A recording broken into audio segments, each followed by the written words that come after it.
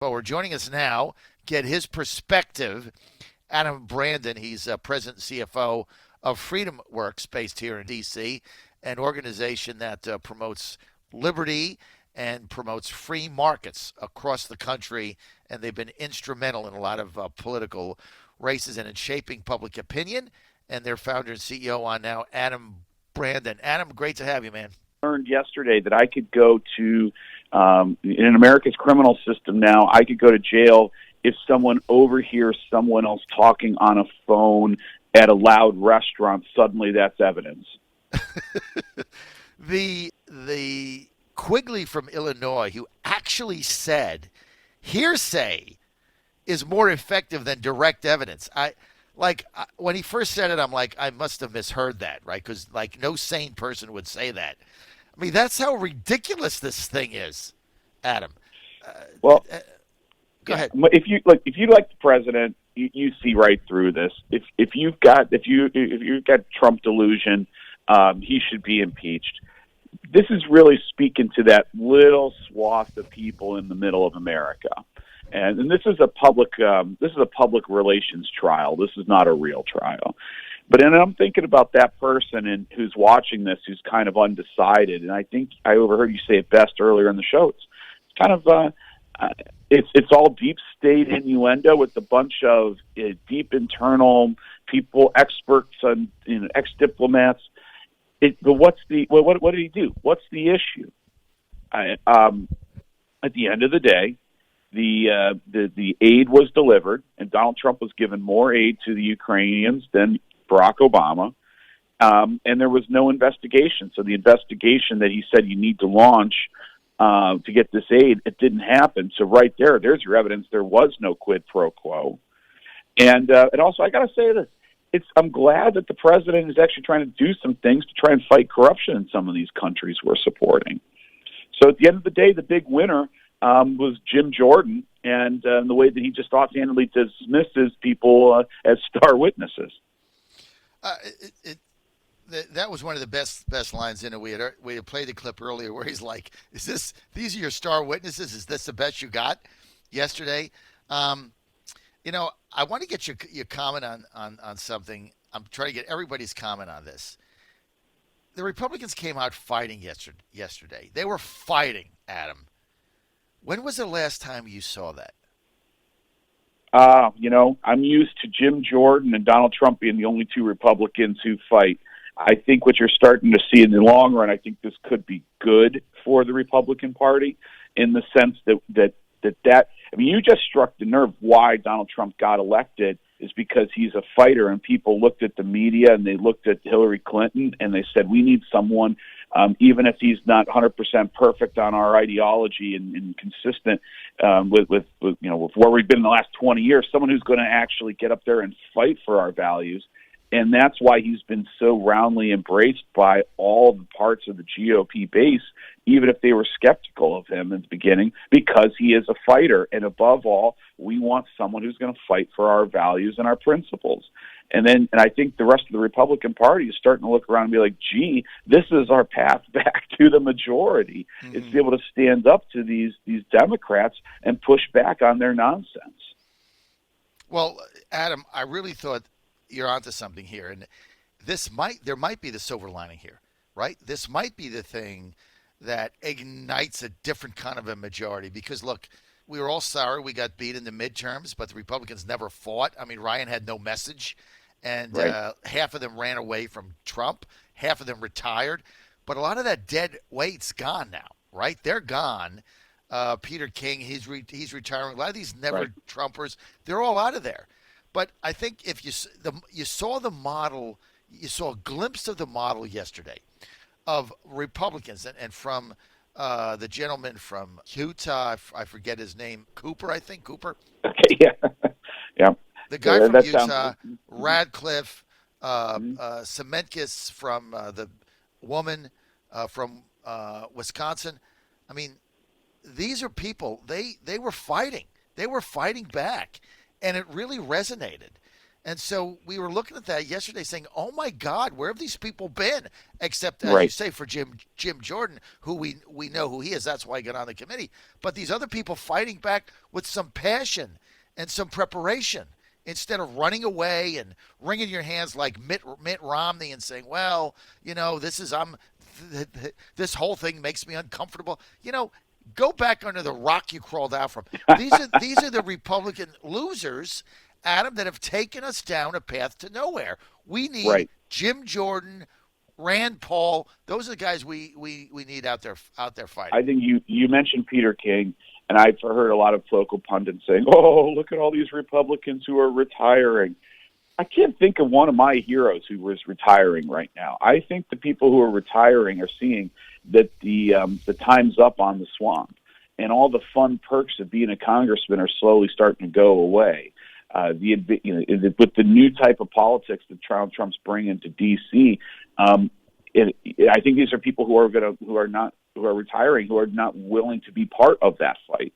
And the minority is no fun in. When you're in the House of Representatives, the minority is no fun. The majority gets all the fun.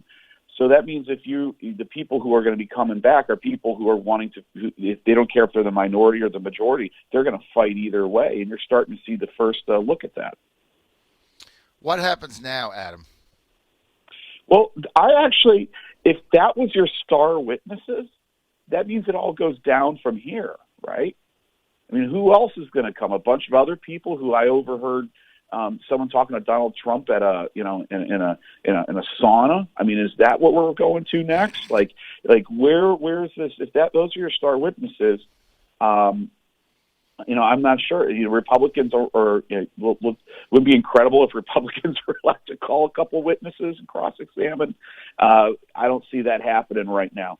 You know where it goes from here? I think that Schiff is just going to take his star witnesses, try and wrap this up as quick as possible, and get it over to the Senate. I think they know there's no there. I think once they start to see that there is no connection directly to the president, so they may have to give up on that line pretty soon and start shifting to someone else, like a Mayor Rudy Giuliani, and try and beat up on him for some reason. Maybe you start to see that, but I think it goes over to the Senate, and I just hope this whole thing is done before Christmas and we can move on to something productive. John Fredericks Radio Network. We're with Adam Brandon. He's founder and CEO of FreedomWorks. This is the organization in America that's been fighting for freedom, liberty, and for trying to give Republicans a spine for a very long time. Adam, hang in there. I got to go to a quick word from our sponsors, and I'll be right back. Adam Brandon. Sounds great. And now back to the John Fredericks Show. You got him, John Fredericks Radio Network. Adam Brandon with us. He is the founder and CEO of FreedomWorks, fighting for freedom and free markets every day. Adam, great organization you've got. I always enjoy having you on. Let's talk about the future here. Right. And not the future of impeachment, because this is going nowhere. He's going to get. This is going to pass. This is a temporary thing. This is nothing. Right. Give me your take on going forward, right? He's going to get impeached. I still believe he is, because even the Democrats in the 31 Trump districts, if they vote no, they get primaried. They're all going to go down with this impeachment ship, I believe. They're going to vote for it. He gets exonerated in the Senate. Now it's, February, whatever. Now what happens?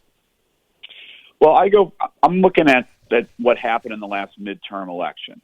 And I'm starting to dig deeper into some of these races, why we lost, why we won in some. The one thing that sticks out to me, some data that some of my staff gave me yesterday, was that Governor Bevin, one of the reasons that he lost on health care. And that it's a bell that's just ringing that we need to address. Republicans need to make sure that they have a free market health care plan ready to go into these upcoming presidential and presidential and congressional elections.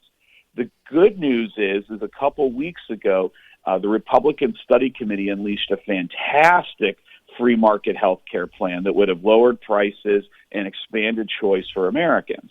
The problem was no one heard about it because of all this impeachment nonsense. So I think the first step forward, and this is also why I'm hoping that we can get this nonsense of get this impeachment over, impeach the president, get it over to the Senate, and kill this thing and end it now, so we can start talking about the issues that we're going to win on, such as health care, going into the next election. All right. I don't think there's any question. If you have the kind of spirit that we saw from the Republicans yesterday, Adam, spirit, fighting, tough, prepared, not wavering, not spineless, not the weasel stuff we all had to deal with in 2018, right? Remember that? And 2016 and 2014. I mean, it's the same weasel, lack of any backbone that we're sick of. We saw a glimpse yesterday of what could be different, right? How do you capture that? How do you capture that lightning in a bottle? How do you bottle that and give it to everybody that's running as a Republican in 2020? And I'm just going to cast a dispersion on all politicians.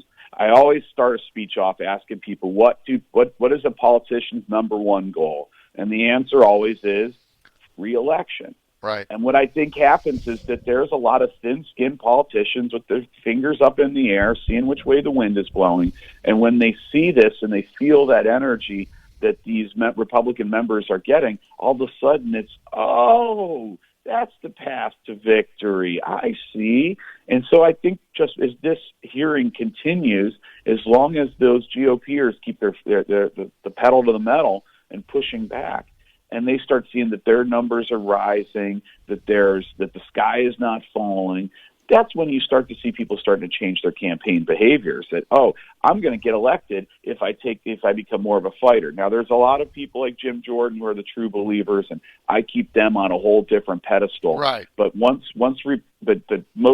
politicians aren't that courageous. But when they start getting in line and starting to go out there and fight, they will start to see that the base, and not just the base, but the middle American swing voters are going to support them. We're with Adam Brandon, CEO and president of FreedomWorks in Washington, D.C., national organization on the John Fredericks Radio Network. Adam, let's get to Deval Patrick entering the 2020 race. Wow. Yeah, where'd that come from? I mean, exactly. What do you make of that? Well, he seems to be going after the same demographic base and campaign slogans as Cory Booker, so I guess he's just picking off his carcass right now, trying to say that. And I think there is just why is Michael Bloomberg getting into this race? I think there's just a sober analysis, and I do have some Democratic friends, and when I talk to them, they're not impressed with their field right now. And as Joe Biden, so I think that what you see is Patrick's getting in and Bloomberg's getting in because they see that Joe Biden's star is fading. Mm-hmm. And then when that star fades, they're not looking at any other strong horses that can carry them through. So why not get in at this point? I agree with you. What about Clinton? Is she getting in? What do you think, Adam? Clinton, I cannot. There's two hells that Clinton lives in. The first is every day with Donald Trump being president. The second is the thought of Elizabeth Warren being the first woman president. That I think she has to think about those two things at least 5 times a minute. And I think it's interesting. She's got her old hacks on TV talking, and she gave a quote the other day that there's a lot of very connected people that have asked her to get back in. I think she wants back in, and I think what she's thinking is she knows she physically is not up for the task. So if she could get into the race late, well, then she would have some of the strength to carry her through. Because if you remember the last couple months when Bill Clinton's screaming at her that you need to get your butt over to Youngstown, Ohio, and she was sitting in the campaign headquarters in New York, that's one of the reasons she lost, is that she just had no energy to get out there on the campaign trail. Well, so maybe she's wanting to be coronated at the convention, or maybe she legitimately in her mind thinks I need to be the first female president, not Elizabeth Warren.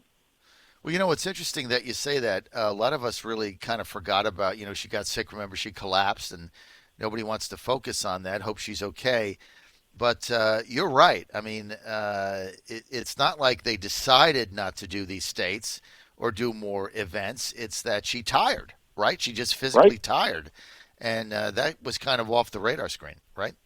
Right, and I think it is, running for president is exhausting. And Right. when I talk to people I know who know the president, and I'm talking about people in their 40s, one of the first things they always say is it's exhausting being at that White House. The man doesn't sleep, and he's just an Energizer bunny of let's go, go, go, let's get this done, and let's get over here and do a rally in Texas before dinner. Yeah. That's what it's like to work with him. Right. All right, final thing. Republicans' biggest fear, Adam Brandon, FreedomWorks, is that they parachute Michelle Obama in at the convention, and somehow there's no winner on the first ballot. They go to a second or third ballot. Michelle Obama comes in like an angel from heaven, gets the nomination, and many people see her as probably the strongest candidate they have. Any chance of that happening, Adam?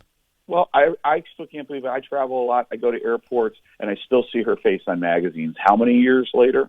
Yeah. So obviously, there's that certain gleam that people look at, that high name ID. But I don't think Americans are big fans of political dynasties. So I don't think that's something that once you start to take that shine away, that she's not just the first lady, now she becomes a political figure. Then you start getting into the gloves come off with the actual. Once you start throwing your hat into the ring, what she would definitely win is she would win the Ellen DeGeneres and Oprah circuits. But at the end of the day, she's going to have to defend her policies, and that's something I'll take my chances. But it is. I don't think the Democratic primary is settled right now, and I wouldn't be surprised in that. What you said there about no one getting the first round and then it going to the superdelegates. They could draft someone brand new to this race. Well, that's the other thing, Adam. We got to go. I'm out of time, but that nobody realizes. But the way the Democrats have the rules written is no superdelegates except after the first ballot. Then the superdelegates come into play. Then the establishment is going to pick their candidate. That's the way that rules are written. And so, if you want a Clinton or somebody like that, all you got to do is block somebody on the first ballot, and then all hell breaks loose. But could you imagine being in Milwaukee and Bernie Sanders has the lead on the first ballot, and he comes up short, couple hundred votes, 300, whatever the number is. Bernie Sanders comes up short, superdelegates come in, and they steal it from him again.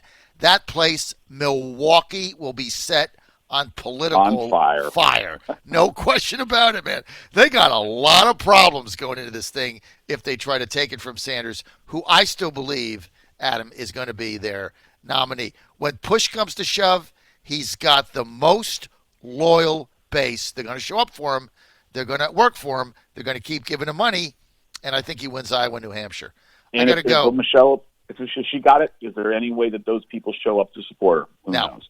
Absolutely not. Well, maybe, you know what? Who knows, right? Let's take it a step at a time, because there's such hatred for Trump, you just don't know. For Trump, right. Yeah. Right. Anyway, Adam, I got to go. Adam Brandon, thanks for being with us on FreedomWorks.